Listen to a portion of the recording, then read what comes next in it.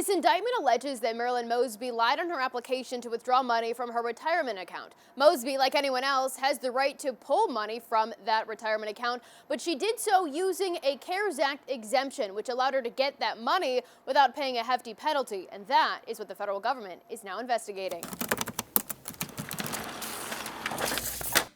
In the indictment, there are a lot of dates, and it can get a little confusing, so we printed off all of them, and let's walk you through this timeline.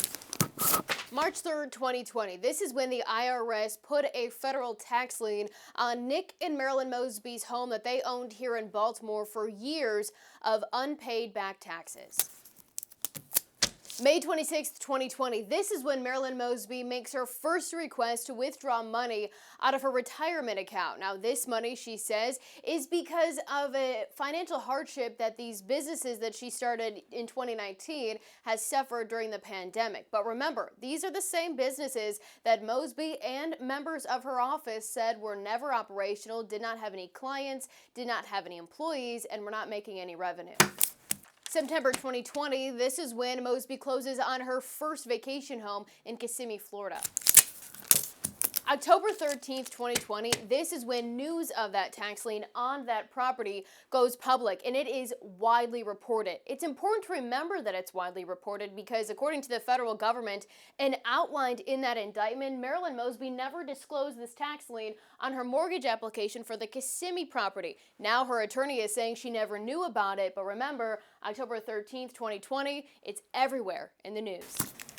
December 29th, 2020. Here we are when Mosby asks to pull out more money from her retirement account, again using the same exemption under the CARES Act.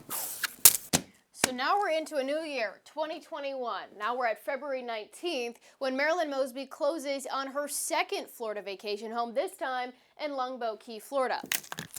So here we are 1 month after she bought that home on Longboat Key. News of the federal investigation goes public, March 19th, 2021.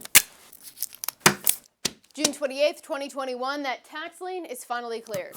That brings us to September 10th, 2021, and this is when Marilyn's attorney, A. Scott Bolden, first meets with federal investigators regarding this investigation. And it's important to remember September 10th, because 7 days later, Mosby lists that Kissimmee home for sale, the same home that she bought about a year earlier.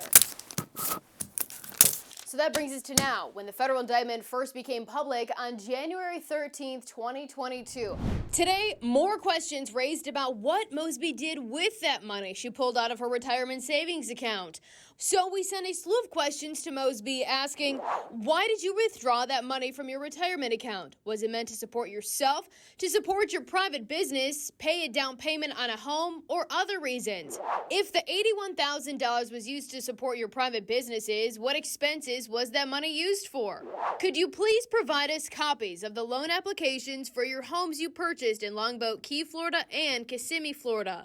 Remember, the day the indictment was announced, Bolden went on Roland Martin's online show providing his explanation for the money. Her accountant urged her to take that money, and she took that money and built or bought at least one home, maybe two homes, with her 401k money that she had access to. But we're still waiting to get answers to our questions to clear up the ever-changing story about why Mosby pulled the money out of her retirement account, if she had businesses impacted by the pandemic, and how she spent the money. While we continue to press Mosby and her attorney for answers, we are starting to get some insight into how elected leaders are feeling about this situation. Earlier today, I asked Governor Larry Hogan if Mosby should step down or take a leave of absence now that the top prosecutor in Baltimore is facing an indictment. You know, it's a sad situation. It's the last thing the city of Baltimore needs is another scandal of this type, but I don't know any of the details of the investigation. Obviously, everyone's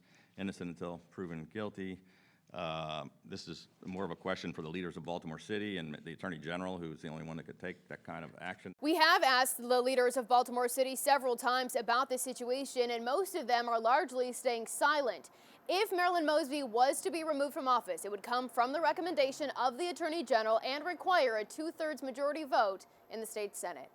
In Baltimore, Mackenzie Frost, Fox 45 News.